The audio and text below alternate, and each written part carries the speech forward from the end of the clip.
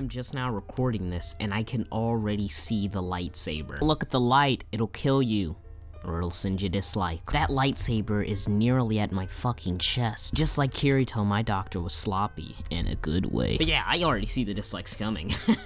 My thoughts on Death Parade will probably differ from everybody else's, because personally, I didn't think this episode was bad, but it proved my point that I made in episode 1. This series is going to get repetitive. Here's why. The first 5 minutes of this show started off almost exactly the same as the first 5 minutes of Death Parade episode 1.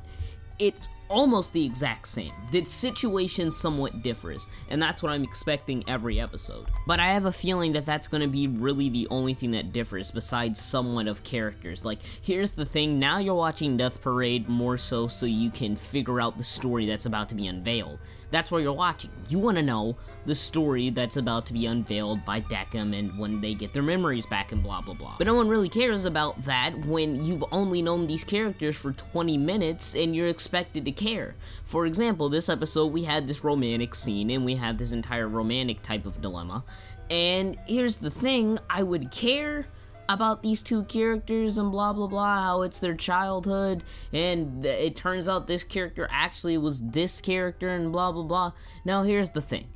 Was it a decent story? Yes, it was a decent story, but when you only know the character for 20 minutes, you don't give a shit. Because of that, it's either going to be number 1 repetitive or number 2 really fucking boring to watch. Boring is being subjective, so I'm not going to count that as a criticism, but oh my lord. You know it's going to get really repetitive at some point if they're... Look. Alright. This is a game. Okay, most of these are centered around games. Every battle is centered around a game, right? But here's the thing. At this point, we're focusing more on the story than the game. We're not even focusing on the psychological aspect, and that's where my problem is. Not the fact that we're not focusing on the game, but that the fact we're not even focusing on the genre of the show. We're not doing it at all, and that's the problem. It's like, this is a psychological anime, and we only got a psychological approach when it was like a little over halfway through, and they started remembering the memories. But other than that, there was nothing psychological about this. This was a romance, this episode. And I do like how it can kind of switch up the genres like that, but here's the thing, it's a psychological show. I'm not saying we can't have side plots like that, but you have to focus on the fact that we are watching something for the sake of seeing the characters get mindfucked.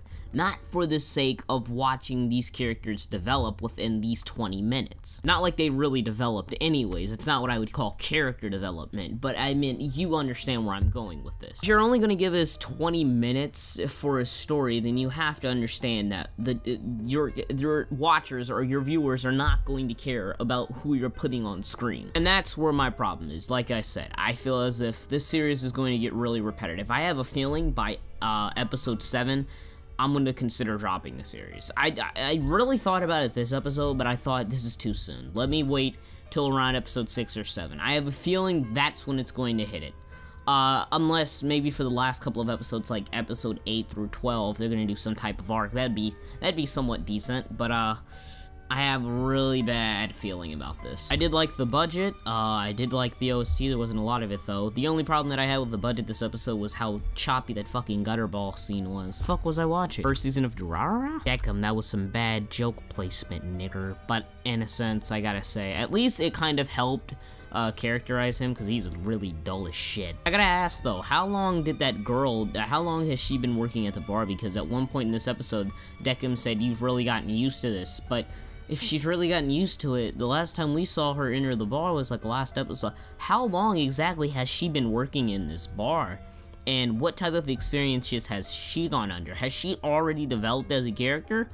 Or is she not supposed to get any development? Is anybody going to get any development? No one knows. So many questions to be answered.